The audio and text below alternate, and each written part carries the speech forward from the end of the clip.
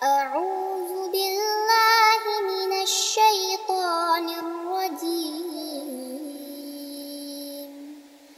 بسم الله الرحمن الرحيم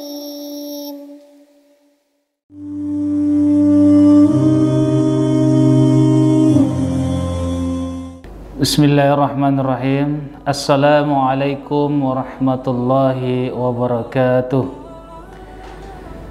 Alhamdulillahi rabbil alamin. Wassalatu wassalamu ala asrafil anbiya'i wal mursalin Sayyidina wa maulana Muhammadin wa ala alihi wa sahbihi ajma'in. Amma ba'd. Puji syukur kita panjatkan kehadirat Allah Subhanahu wa taala, yang mana pada hari ini di bulan suci Ramadan ini kita masih diberikan kesehatan, kekuatan, kesempatan sehingga kita bisa melaksanakan ibadah bulan suci Ramadan ini dengan penuh kesehatan yang baik dan maghfirah yang baik, sehingga kita bisa terus meningkatkan kualitas ibadah kita di bulan suci Ramadan ini. Salawat serta salam marilah kita haturkan keharibaan junjungan kita, suri tauladan kita, yaitu baginda Nabi Muhammad sallallahu alaihi wasallam. Nabi yang senantiasa memberikan contoh-contoh yang baik, suri tauladan yang baik, dan apapun risalah-risalah yang baik, sehingga kita semua bisa menjalankan ibadah tersebut dengan yang baik pula. Pemirsa TV channel MTS One Pasar yang dirahmati Allah Subhanahu wa taala. Untuk sekian kalinya pada hari ini saya akan menyampaikan tausiah atau kultum yang bertema zakat infak sedekah dapat membersihkan diri dan harta. Pertama, kata zakat secara bahasa berarti penyucian atau pengembangan. Dari pengertian ini, harta seseorang yang telah dikeluarkan zakatnya menjadi bersih karena tidak ada lagi kotoran yang sebenarnya bukan miliknya. Jiwa orang yang mengeluarkannya pun menjadi bersih. Dari pengertian ini pula, harta yang dikeluarkan zakatnya pada hakikatnya tidak berkurang, justru akan tumbuh berkembang. Dalam pengertian istilah agama, zakat adalah mengeluarkan kadar tertentu dari harta benda yang sifatnya wajib, dan setelah memenuhi syarat-syarat tertentu. Kadar zakat tertentu misalnya 2,5% untuk zakat mal atau zakat harta, zakat emas, zakat perak, 20% untuk zakat barang temuan, 5% atau 10% untuk zakat pertanian, tergantung tingkat kesulitan pengairannya, dan lain-lain. Sedangkan syarat tertentu adalah misalnya telah mencapai batas minimum nisab dan telah dimiliki 1 tahun dan sebagainya. Yang selanjutnya, infak. Menurut bahasa Arabnya, infak maknanya lebih umum. Infak berarti membelanjakan harta, uang, ataupun bentuk kekayaan yang lain yang bersifat wajib maupun yang bukan wajib. Adapun pengertian lain dari infak berasal dari kata anfaqa, yang berarti mengeluarkan sesuatu harta untuk kepentingan sesuatu. Makna infak adalah mengeluarkan harta yang halal dan baik dalam hal-hal yang diperbolehkan atau mubah dalam rangka beribadah kepada Allah Subhanahu wa taala. Ada 2 jenis infak, yaitu infak wajib dan sunnah. Infak wajib adalah memberikan harta kepada orang-orang yang menjadi tanggungannya, seperti infak untuk biaya hidup sendiri, istri, dan anak-anak. Sedangkan infak sunnah adalah memberikan harta kepada orang atau pihak yang membutuhkan, seperti berinfak kepada anak yatim, fakir miskin, seperti memberikan hadiah dan hibah, memberikan donasi pada lembaga-lembaga sosial, dan lain-lain. Yang selanjutnya, sedekah.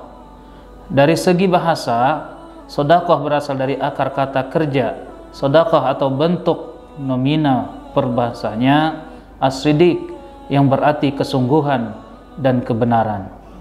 Al-Quran menggunakan kata ini sebanyak 5 kali dalam bentuk tunggal dan 7 kali dalam bentuk jamak kesemuanya, dalam konteks pengeluaran harta benda secara ikhlas. Sedekah sifatnya tidak wajib, melainkan hukumnya sunnah dan sangat dianjurkan.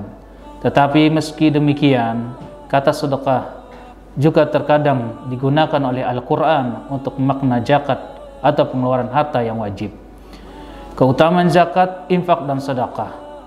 Jika menelusuri ayat Al-Quran dan hadis Rasulullah Sallallahu Alaihi Wasallam tentang keutamaan zakat, infak, dan sedekah, banyak sekali ayat-ayat dan hadis Rasulullah yang berbicara tentangnya. Di antaranya adalah sebagai berikut.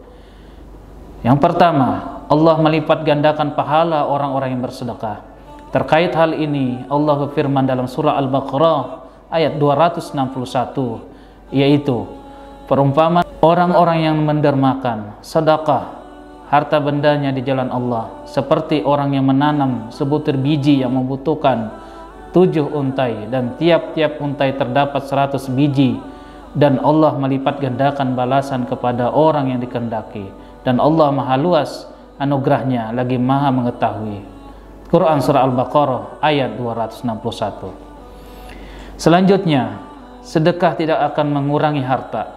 Dalam hal ini terdapat sebuah hadis yang meriwayatkan bahwa Rasulullah Sallallahu Alaihi Wasallam bersabda, harta tidak akan berkurang dengan sedekah. Seseorang hamba yang pemaaf pasti Allah akan tambahkan kewibawaan baginya. Hadis riwayat Muslim. Bersedekah bukan hanya membersihkan diri dari dosa, tetapi keutamaan sedekah juga dapat mendatangkan rezeki lagi kepada kita. Jika kita yakin bahwa diri kita bersedekah karena Allah, insya Allah akan digantikan dengan sesuatu yang lebih tinggi, yang lebih baik. Sangat banyak orang yang mendapatkan keuntungan yang melimpah ketika mereka membiasakan diri mereka untuk bersedekah. Yang selanjutnya, sedekah dapat menghapus dosa. Terkait hal ini, Rasulullah Sallallahu Alaihi Wasallam bersabda, sedekah itu dapat menghapus dosa sebagaimana air itu memadamkan api. Hadis riwayat At-Tirmizi. Manusia tidak luput dari dosa. Kesempurnaan dipertanyakan, apakah kita pantas disebut makhluk yang sempurna, padahal kita selalu enggan untuk meminta ampun dengan apa yang telah kita perbuat. Oleh sebab itu, sedekah merupakan salah satu sarana untuk menghapus dosa-dosa yang pernah dilakukan oleh seseorang. Sedekah akan menjadikan naungan di hari kiamat nanti. Terkait hal ini, Rasulullah SAW bersabda, setiap orang berada di bawah naungan sedekahnya pada hari kiamat hingga diputuskan hisabnya di antara manusia. Hadis riwayat Baihaqi. Itulah beberapa hadis atau ayat Al-Quran yang menjelaskan keutamaan orang-orang yang bersedekah. Bahkan salah satu sebab orang yang sudah mati ingin kembali lagi ke dunia adalah karena ia berharap bisa bersedekah. Seseorang yang sudah meninggal dunia ingin kembali ke dunia bukan karena agar bisa meraih suatu jabatan, punya harta yang banyak, keturunan yang banyak, atau pengaruh yang luas. Namun orang yang sudah meninggal tersebut ingin kembali ke dunia walau hanya sebentar saja karena satu alasan, yaitu agar ia bisa bersedekah. Hal tersebut sesuai dengan firman Allah dalam surah Al-Munafikun ayat 10 yang artinya, dan infakkanlah sebagian dari apa yang telah kami berikan kepadamu sebelum kematian, datang kepada salah seorang di antara kamu, lalu dia berkata, menyesali, "Ya Tuhanku, sekiranya Engkau berkenan menunda kematianku sedikit waktu lagi, maka aku akan dapat bersedekah dan aku akan termasuk orang-orang yang soleh." Quran Surah Al-Munafikun ayat 10. Dari ayat tersebut digambarkan bahwa orang-orang yang jarang bersedekah baru menyadari keutamaan orang yang bersedekah setelah ia meninggal dunia yang fana ini. Oleh karena itu, marilah kita membiasakan diri untuk selalu bersedekah, walaupun dengan sesuatu yang sangat kecil. Semoga kita bukan termasuk golongan orang-orang yang menyesal di akhirat kelak, yang disebabkan karena jarangnya sedekah yang mereka lakukan semasa hidup di dunia. Ada 5 keutamaan sedekah dalam Islam yang perlu kita ketahui bersama. Yang pertama, manfaat sedekah dapat menghapus dosa.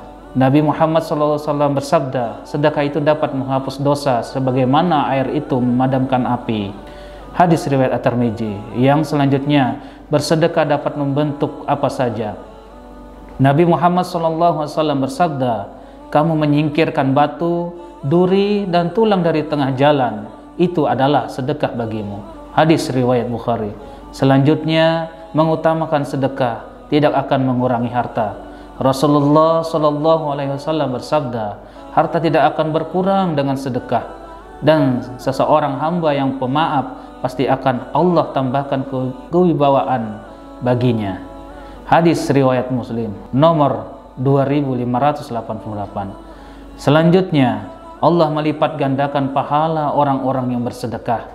Allah Subhanahu wa taala telah berfirman yang artinya, perumpamaan orang-orang yang mendermakan sedekah harta bendanya di jalan Allah seperti orang yang menanam sebutir biji yang membutuhkan 7 untai, dan tiap-tiap untai terdapat 100 biji, dan Allah melipat gandakan balasan kepada orang yang dikehendaki, dan Allah maha luas anugerahnya lagi maha mengetahui. Quran Surah Al-Baqarah ayat 261. Yang terakhir, sedekah mendapat naungan di hari akhir. Nabi Muhammad SAW bersabda, seseorang yang bersedekah dengan tangan kanannya, maka ia menyembunyikan amalnya itu sampai tangan kirinya tidak mengetahui apa yang disedekahkan oleh tangan kanannya. Hadis riwayat Bukhari. Demikian apa yang kami dapat sampaikan hari ini. Mudah-mudahan di bulan Ramadan atau bulan yang penuh berkah ini dan maghfirah, kita bisa memiliki jiwa yang senantiasa ikhlas untuk berzakat, berinfak, dan bersedekah kepada Allah, hamba-hamba Allah Subhanahu wa taala, dan bisa membersihkan diri dan harta kita menuju ridho Allah Subhanahu wa taala. Wabillahi taufiq wal hidayah. Assalamualaikum warahmatullahi wabarakatuh.